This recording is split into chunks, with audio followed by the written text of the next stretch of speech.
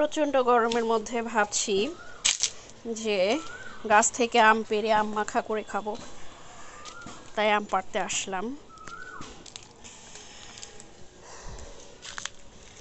এই যে আমাদের গাছের আম, এর আগে আমি ভিডিও দেখিয়েছিলাম আপনাদেরকে, তো এই আমি পাড়তে এসেছি। তো ভাবছি এই গাছের দুটো আম পারবো, এটা একদমই কাছে, কিন্তু প্রচণ্ড রোদের জন্য ছাতা নিয়ে এসেছি।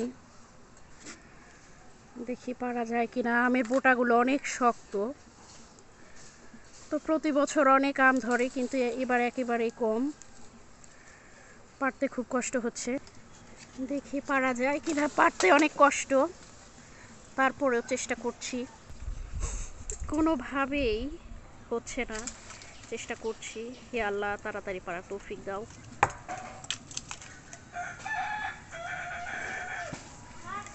অনেক শক্ত বোটা।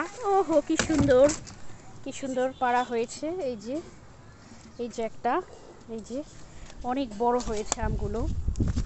আর এই যে আপাতত দুটো হলেই চলবে, তো এই যে দুটো।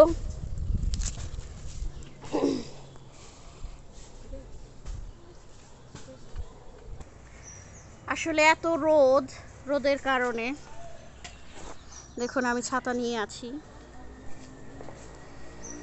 এই যে প্রচণ্ড রোদ। আল্লাহ যদি সহায় হয় তাহলে এই কয়েকটাও যদি আম থাকে তাহলে এবার আমরা খেতে পারবো, এই আর কি। এই যে দুটো, দেখে শান্তি লাগে।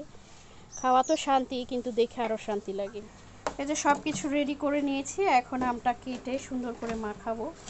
এই যে বিট লবণ, তারপর হচ্ছে মরিচ, আর হচ্ছে কাসুন্দ, আর হচ্ছে চিনি দিয়ে মাখাবো। চলেন আম মাখানোটা আপনাদের সাথে শেয়ার করি। ছুলে নিয়েছি, এখন আমি এটা সুন্দর করে কেটে নিব।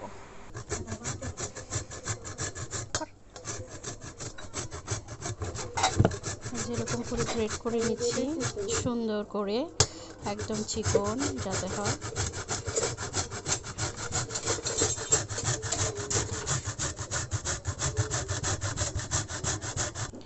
এই যেরকম হবে একেবারে ঝুড়ি ঝুড়ি। সব কিছু দিয়ে দিয়েছি, এখন মাখিয়ে নিচ্ছি।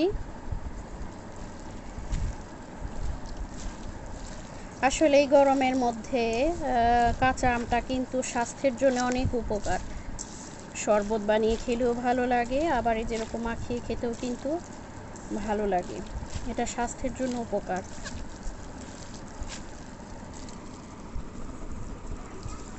সুন্দর লাগছে, মরিচগুলো সুন্দর লাগছে, সবুজ কালার, খুব সুন্দর লাগছে।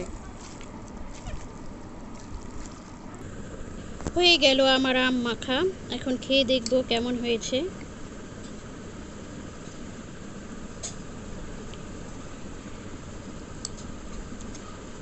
অনেক মজা হয়েছে, অনেক ঝাল হয়েছে। আসলে ঝাল না হলে মজা লাগে না, তা আমি একটু বেশি করেই ঝাল দিয়েছি। আপনারাও কিন্তু ইচ্ছে করলে এই গরমের মধ্যে খেতে পারেন, বাসার সবাই এবং কাউকেও দিতে পারেন। এটা আসলে মজার একটা ব্যাপার, সবাই মিলে খাওয়াটা অনেক মজা।